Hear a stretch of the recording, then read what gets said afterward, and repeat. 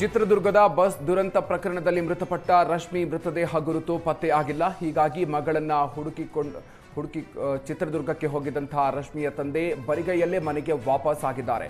ಸದ್ಯ ರಶ್ಮಿ ಮೃತಳಾದ ಕಾರಣ ಡಿಎನ್ಎ ಪರೀಕ್ಷೆಗಾಗಿ ರಕ್ತದ ಮಾದರಿಯನ್ನು ನೀಡಿ ರತ್ನಾಕರ್ ಮಹಲೆ ಭಟ್ಕಳದ ಶಿರಾಲಿಗೆ ಮರಳಿದ್ದಾರೆ.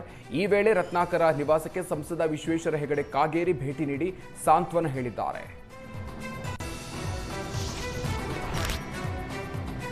ಮೆದುಳಿನಲ್ಲಿ ರಕ್ತಸ್ರಾವ ಆಗಿ ಯುವತಿ ಮೃತಪಟ್ಟಿರುವ ಘಟನೆ ದಕ್ಷಿಣ ಕನ್ನಡ ಜಿಲ್ಲೆಯ ಸುಳ್ಯ ತಾಲೂಕಿನ ರಥಬೀದಿಯಲ್ಲಿ ನಡೆದಿದೆ. ರಥಬೀದಿ ನಿವಾಸಿ ಮಮತಾ ಶೆಟ್ಟಿ ಅನ್ನುವರ ಪುತ್ರಿ ಸಿಂಧು ಶೆಟ್ಟಿ ಮೃತಪಟ್ಟಿದ್ದಾರೆ. ಪುತ್ತೂರು ಆದರ್ಶ ವಿವಿಧೋದ್ದೇಶ ಸಹಕಾರಿ ಬ್ಯಾಂಕಿನಲ್ಲಿ ಉದ್ಯೋಗಿಯಾಗಿದ್ದ ಸಿಂಧು ಡಿಸೆಂಬರ್ 16ರಂದು ಬ್ಯಾಂಕ್ನಿಂದ ಮನೆಗೆ ಬಸ್ನಲ್ಲಿ ಹೋಗ್ತಾ ಇದ್ದ ಸಂದರ್ಭದಲ್ಲಿ ಇದ್ದಕ್ಕಿದ್ದಂತೆ ತಲೆನೋವು ಕಾಣಿಸಿಕೊಂಡಿದೆ. ಸ್ಥಳೀಯ ಆಸ್ಪತ್ರೆಗೆ ಹೋಗಿ ಪರೀಕ್ಷೆಯನ್ನು ನಡೆಸಿ ಅಲ್ಲಿಂದ ಸುಳ್ಯದ ಕೆವಿಜಿಗೆ ದಾಖಲು ಮಾಡಲಾಯಿತು. ಅಲ್ಲಿಂದ ಮತ್ತೆ ಹೆಚ್ಚಿನ ಚಿಕಿತ್ಸೆಗಾಗಿ ಮಂಗಳೂರಿನ ಫಸ್ಟ್ ನ್ಯೂರೋ ಆಸ್ಪತ್ರೆಗೆ ದಾಖಲಿಸಲಾಗಿತ್ತು. ಮೆದುಳಿನ ರಕ್ತಸ್ರಾವ ಉಂಟಾದ ಹಿನ್ನೆಲೆಯಲ್ಲಿ ಸಿಂಧುಗೆ ಶಸ್ತ್ರಚಿಕಿತ್ಸೆಯನ್ನು ಕೂಡ ನಡೆಸಲಾಗಿತ್ತು.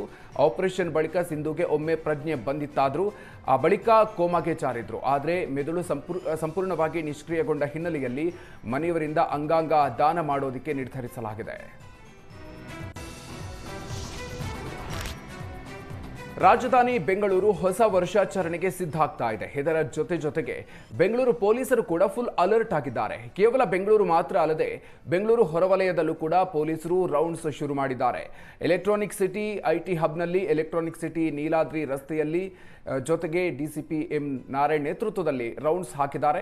ಹೊಸ ವರ್ಷ ಸಂಭ್ರಮಾಚರಣೆಯ ಸಂದರ್ಭದಲ್ಲಿ 20ರಿಂದ 35 ಸಾವಿರ ಜನರು ಎಲೆಕ್ಟ್ರಾನಿಕ್ ಸಿಟಿಯ ನೀಲಾದ್ರಿ ನಗರದಲ್ಲಿ ಸೇರ್ತಾರೆ. ಈ ಭಾಗದಲ್ಲಿ ಪಿಜಿ ಮತ್ತು ಹೆಣ್ಣು ಮಕ್ಕಳಿಗಾಗಿ ರಾಣಿ ಚೆನ್ನಮ್ಮ ಪಡೆ ನೇಮಕ ಮಾಡಲಾಗಿದೆ.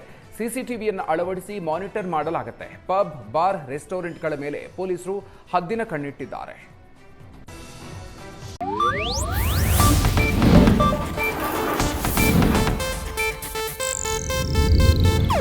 ಇದು ಏಷ್ಯಾನೆಟ್ ನ್ಯೂಸ್ ನೆಟ್ವರ್ಕ್ ಪ್ರಸ್ತುತಿ.